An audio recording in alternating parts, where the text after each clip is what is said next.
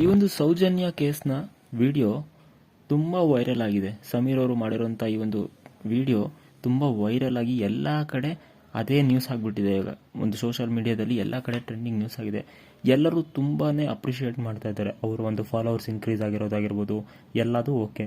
But ಇನ್ನೂ ಕೆಲವು ಜನ ಯಾವ ಥರ ಒಂದು ಬುದ್ಧಿಮಾಂದ್ರ ಅಂತ ಅಂದರೆ, ಇನ್ನೂ ಇವರು ಸಮೀರ್ ಅವರು ಬೇರೆ ಧರ್ಮದವರು, ನಮ್ಮ ಒಂದು ಸನಾತನ ಧರ್ಮಕ್ಕೆ ಏನೋ ಹಾಳು ಮಾಡ್ತಾ ಇದ್ದಾರೆ, ಅಪಪ್ರಚಾರ ಮಾಡ್ತಾ ಇದ್ದಾರೆ ಅಂತ ಒಂದು ಬ್ರೈನ್ಲೆಸ್ ಸ್ಟೇಟ್ಮೆಂಟ್ಗಳನ್ನ ಕಮೆಂಟ್ ಮಾಡ್ತಾರೆ. ಸೊ ಒಂದು ಬೇರೆ ಬೇರೆ ಧರ್ಮಗಳ ಜಗಳ ಮಧ್ಯದಲ್ಲಿ ನೀವು ಯಾವುದೋ ಒಬ್ಬ ವ್ಯಕ್ತಿ ಅಪರಾಧಿನ ಎಸ್ಕೇಪ್ ಆಗೋಕ್ಕೆ ಬಿಡಬಾರ್ದು ಜನ. ಸೊ ಈ ಥರ ಕಮೆಂಟ್ ಹಾಕೋರು ಸ್ವಲ್ಪನಾದರೂ ಅರ್ಥ ಮಾಡ್ಕೊಬೇಕು. ಇವಾಗ ಯಾರೋ ನಿಮ್ಮ ಫ್ಯಾಮಿಲಿಗೆ ಅಥವಾ ನಿಮಗೆ ತೊಂದರೆ ಮಾಡಿದ್ರೆ, ಹೌದು ನನ್ನ ಧರ್ಮದವನು ಅಂತ ಬಿಟ್ಬಿಡ್ತೀರಾ? ಈಗ ಯಾರೋ ಒಬ್ಬ ಗಾಡಿ ಗುದ್ದುತ್ತಾನೆ ಅಂದ್ಕೊಳ್ಳಿ, ನಿಮ್ಮ ಗಾಡಿಗೆ, ಅವನು ನಮ್ಮ ಹಿಂದೂ ಧರ್ಮದವನು ಅಂತ ಬಿಟ್ಬಿಡ್ತೀರಾ? ಇಲ್ಲ.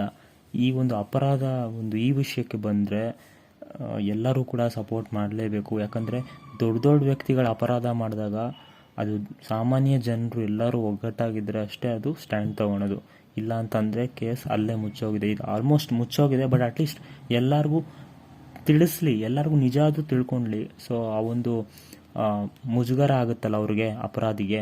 ಸೊ ಅದೇ ದೊಡ್ಡ ಒಂದು ಶಿಕ್ಷೆ. ಸೊ ಶಿಕ್ಷೆ ಅಂದರೆ ಜೈಲಿಗೆ ಹೋಗಬೇಕು ಅಂತ ಇಲ್ಲ.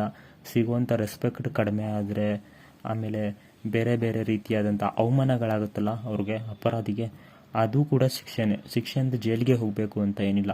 ಸೊ ಇಲ್ಲಿ ಒಂದು ದೇವಸ್ಥಾನದ ಬಗ್ಗೆ ಅಥವಾ ದೇವರ ಬಗ್ಗೆ ಯಾರೂ ಏನೂ ಅಪಪ್ರಚಾರ ಇಲ್ಲ.